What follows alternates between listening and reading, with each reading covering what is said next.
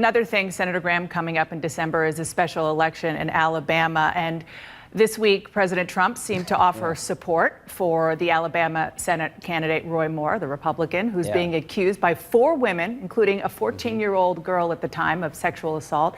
Didn't rule out campaigning for him.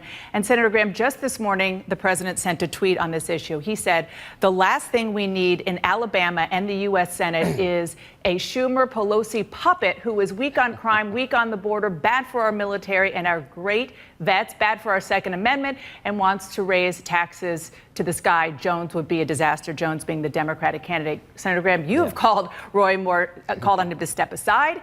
You said he should be dealt with severely. Do you think the Republican Party leader, the President of the United States, should be telling voters to support Roy Moore? Well, that's a political decision by the president. He's definitely trying to throw a lifeline to Roy Moore. From a Republican point of view, I don't see what winning, I don't know what winning looks like with Roy Moore. If he wins, we get the baggage of him winning, and it becomes a story every day about whether or not you believe the women or Roy Moore. Should he stay in the Senate? Should he be expelled? If you lose, you give the Senate seat to a Democrat. At the time, we need all the votes we can get.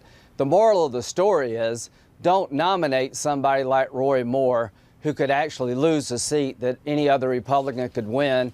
And from a party perspective, we got to look long-term, not short-term. And what I would tell President Trump, if you think winning with Roy Moore is going to be easy for the Republican Party, you're mistaken. So, yes or no, is the president making a mistake here?